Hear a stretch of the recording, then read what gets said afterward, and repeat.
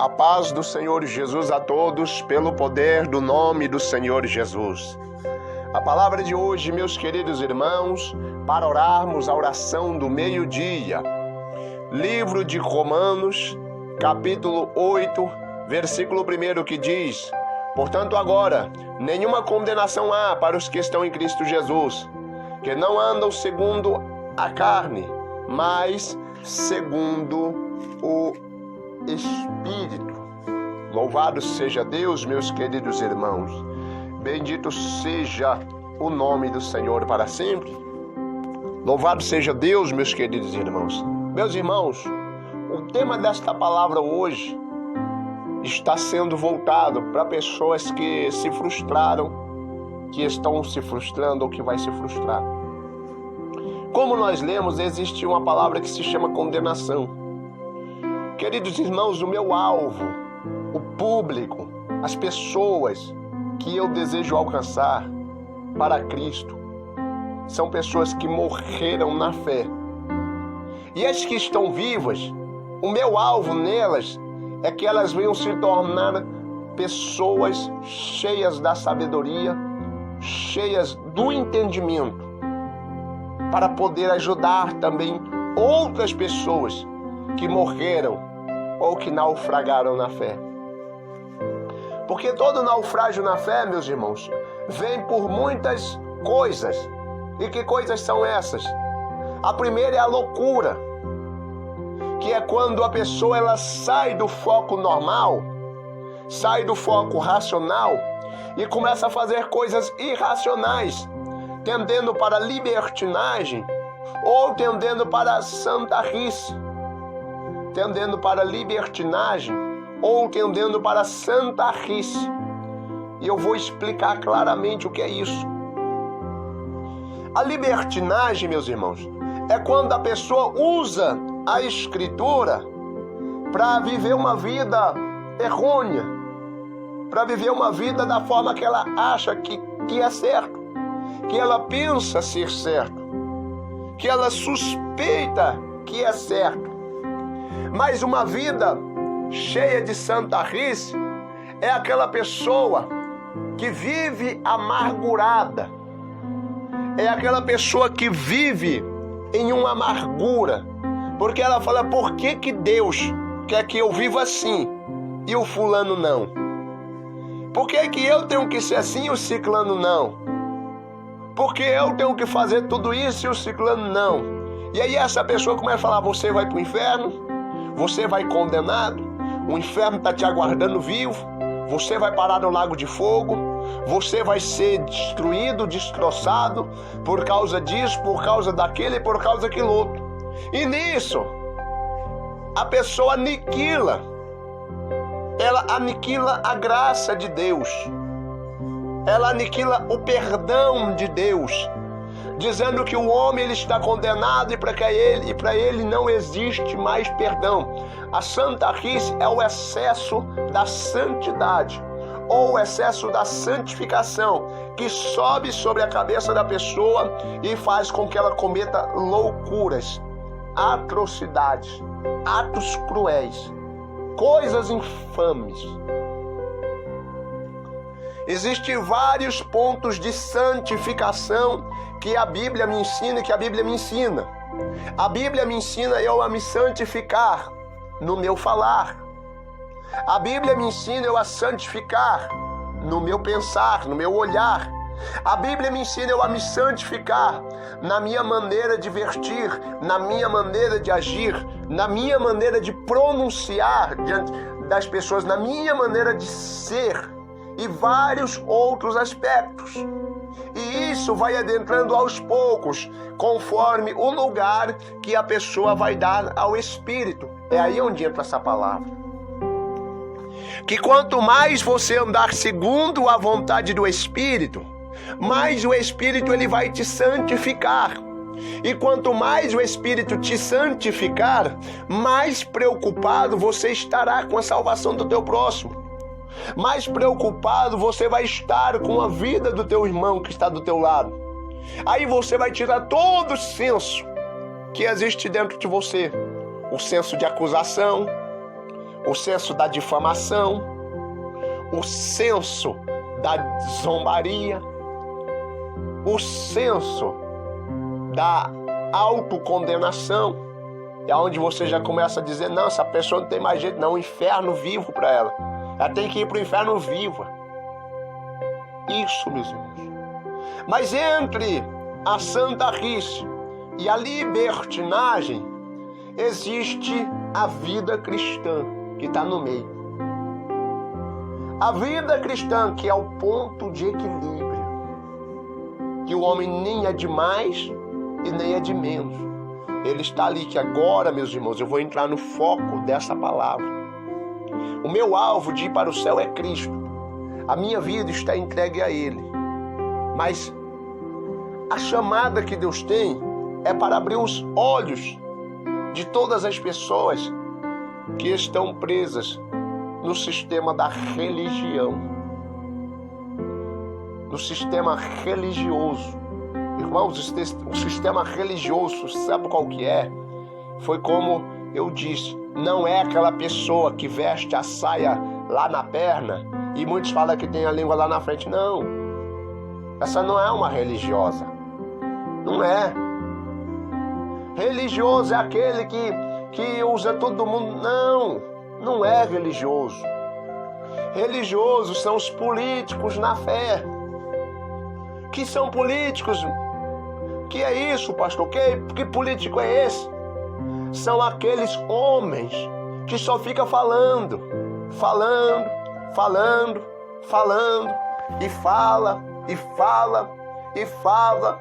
E às vezes você começa a ver tudo mentira. Tudo engano. Eles dizem e acabam não chegando a lugar nenhum. O apóstolo Paulo, ele escreve na carta dele aos Coríntios, no capítulo 2, ele fala, irmãos, quando eu fui ter convosco, eu não fui com sublimidades de palavras, ou seja, eu não fui com milhares e inúmeras palavras, porque eu sei falar bonito, mas eu não fui falando bonito, eu não fui falando maravilhosamente, mas eu fui com demonstração de espírito e de poder. Queridos irmãos, Jesus, ele relatou para os seus discípulos que aquele que está nele e que aquele que está em Cristo e que Cristo está nele, ele pode pedir tudo o que ele quiser e vai ser feito para que o Pai seja glorificado no Filho. Entende o mistério? Entendestes a glória do Altíssimo agora? Você está vendo que a maioria desses aí são políticos, é tanta promessa. Não, irmão, vou orar por você agora. Mas eu vou orar, mas você não vai ser curado hoje, não. Você vai ser curado depois de umas 7 campanhas. Tá aqui o voto, tá aqui, meus irmãos, o envelope do dízimo. Seja dizimista fiel. Fica aqui 7 sexta-feira e você vai ser curado. E nada de cura. Aí vem mais 7 sexta-feira que agora você vai receber a glória. Você vai receber a unção. Passa tudo isso. Nada. E aí essa pessoa se frustra. Quando vai ver, tá lá no bar bebendo uma cervejinha. Tá lá fumando um cigarro. Tá lá rodeado de mulher, se prostituindo. Mas por quê? Porque só tem político em cima dos altares. Só tem gente prometendo aquilo que eles não podem cumprir. Só tem gente enganando pessoas. E aí acaba que no fim, que quando olha, fala, não, que eu falei, não tinha jeito para aquele dali não, o jeito dele é o inferno. Aí começa a mandar essas pessoas ir para o inferno, que o inferno vai engolir elas vivas. E hoje eu vim aqui dizer que não vai. Eu não vim aqui ser um político. E não vim aqui fazer promessa. Mas eu vim aqui dizer que você não vai ser condenado. Se você entregou a sua vida para Cristo, se você se colocou na posição, mas se por acaso você se frustrou e você tomou a decisão de que a sua frustração fosse a causa do teu afastamento, você pode se afastar, sim, Mas uma coisa é, o teu nome não está apagado do livro da vida. E eu quero dizer mais ainda, essa escolha pode acarretar para a tua vida mais sofrimento. Eu não estou profetizando maldição, mas isso pode acarretar mais sofrimento. Mas no último dia, Deus vai te salvar. Jesus, ele diz no relato de João, que todos aqueles que o Pai me deu, de forma nenhuma, eu vou lançar eles fora, mas eu vou ressuscitar eles no último dia.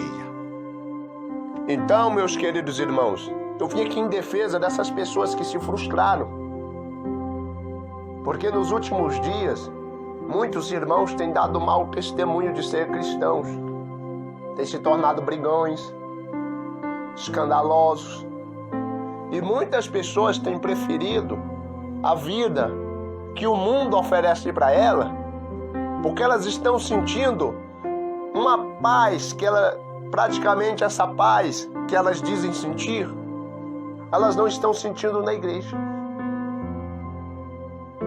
Elas não estão sentindo mais dentro da casa de oração. Sabe por quê?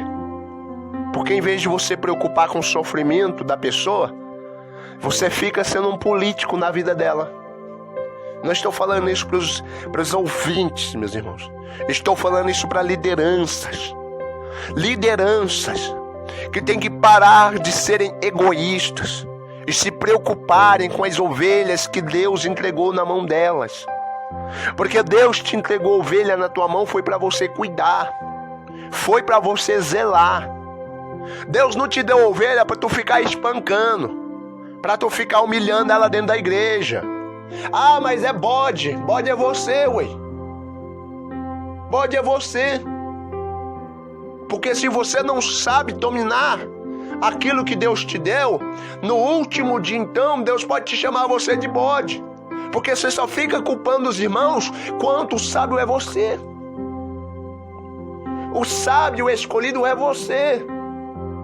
Não é aquela pessoa, você vai apacentar ela, não é ela que vai te apacentar. Não é a ovelha que vai te apacentar. É você que vai apacentar a ovelha, líder. Então chega. Não machuque as ovelhas de Cristo, mas também não deixe elas ir para a libertinagem. Não seja um político na vida dessas pessoas, mas seja uma pessoa exemplo. Elas sabem que você vai errar, sim, todos sabem que todo mundo erra. Mas a partir do momento que você começa a ser um carrasco na vida de uma pessoa, ela já começa a ter uma vida oprimida. Ela começa a ser uma ovelha oprimida. E ela tem que ir para outros pastos, comer outro alimento, porque no pasto dela ela se sente oprimida. Ela se sente machucada. Irmãos, é tempo de nós acordarmos. Eu estou pregando em defesa, sim, eu estou pregando em defesa dos traficantes. Eu estou pregando em defesa dos macumbeiros. Eu estou pregando em defesa das prostitutas. Estou pregando em defesa dos moradores de rua. Estou pregando em defesa aos crentes que se desviaram da igreja, que se afastaram da igreja, pregadores, pastores, servos de Deus que se desviaram, porque muitas pessoas o frustraram. Quantos servos do Senhor hoje são moradores de rua? Mas de quem é a culpa, irmão? É dele. 50%. Isso enfraquece a pessoa dia após dia, irmãos. Se nós nos autoajudar um ao outro, uma coisa mudaria. De repente brotaria sentimento no coração. Hoje ninguém mais tem isso, sentimento. O que é isso? Eu vou finalizar esta palavra explicando o versículo. Paulo já estava dizendo, portanto, ou seja, ele falou, eu termino, eu digo, eu estou afirmando que nenhuma condenação há, ou seja, ele estava falando algo. Então, anteriormente, no capítulo 7, você vai ver que ele está falando sobre as obras da lei, que ele foi morto para isso, mas que ele disse que a lei não foi abolida e nem aniquilada, mas que ele está morto para a lei, porque a lei manifesta o pecado. Então, meus queridos irmãos, se a lei manifesta o pecado, a pessoa automaticamente ela morre. Mas se Cristo vive dentro da pessoa, o pecado já não tem mais domínio sobre o ser vivente. Só que agora ele não pode ser guiado pela carne dele, pelo instinto da carne. O que é o instinto da carne? Aí, o instinto da carne são as obras da carne, a ira. Alguém vem e te provoca a ira, você ira e vai lá e rebenta a pessoa. Alguém te chama você para ir fazer coisas desagradáveis a Deus, você não resiste, vai lá e faz. Alguém te chama você para fazer mal para alguém, você não aguenta, vai lá e faz. Isso aí são pessoas que são guiadas pelo instinto da carne, pela carne. Mas aqueles que são guiados pelo Espírito, quando chegam essas coisas na tua vida, você altamente bloqueia, você fala, não, eu sou cristão. Eu vou defender o nome do meu Senhor. Eu não vou envergonhar o nome de Cristo. Aí chega o irmão e fala, rapaz, você viu o sapato daquele pregador? O sapato dele parece que dava para pentear meu cabelo nele. Ele fala, rapaz, eu estava prestando tanta atenção na palavra que eu não estou vendo nem nos detalhes. Porque a maioria das pessoas vão querer vir te transformar você também num, como eles. Mas se você é guiado pelo Espírito, acabou. O Espírito automaticamente bloqueia as obras da carne. Então não tem condenação para a tua vida. Você não está condenado. Eu sei que se essa palavra chegar, muitas pessoas estão assim, estão pensando, não, aquele irmão falou que para mim não tem mais jeito, que eu já estou no inferno, que eu já vou para o inferno por causa dessa roupa que eu estou vestindo, que eu vou para o inferno por causa disso que eu estou usando. E quando você parar de usar, então, você vai para o inferno ainda?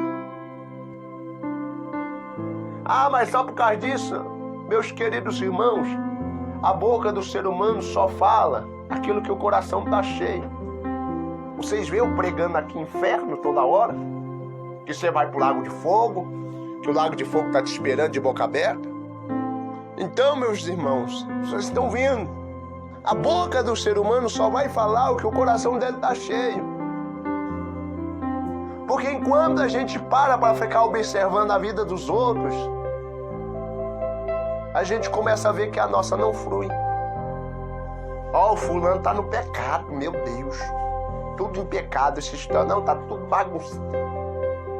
Irmãos, olha como está o evangelho hoje. Se nós pregarmos a palavra, o Espírito de Deus convencerá o homem do pecado. É por isso, meus irmãos, que eu vim nessa palavra. Eu estou em defesa sim. Eu estou em defesa sim.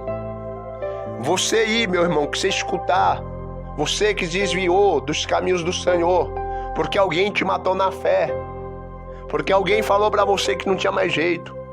Você, meu irmão, que se afastou. Você, pessoa que estava animada com a igreja, já estava indo todos os dias no culto, estava feliz, estava louvando, mas alguém chegou para você e falou, ó, lá no inferno tem gente que veste o que você está vestindo. Lá no inferno tem gente que faz o que você está fazendo.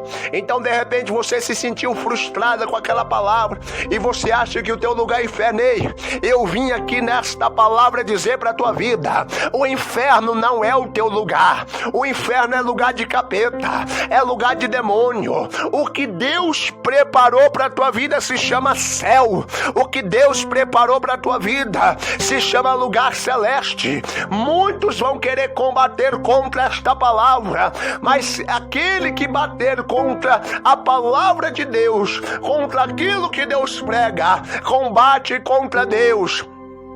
E a palavra do Senhor diz sobre Gamaliel, que Gamaliel falou um conselho a muitos, para que eles não se achassem combatendo contra Deus. Meus irmãos, é tempo de nós pararmos de julgar o nosso próximo. É tempo de nós pararmos de condenar as pessoas.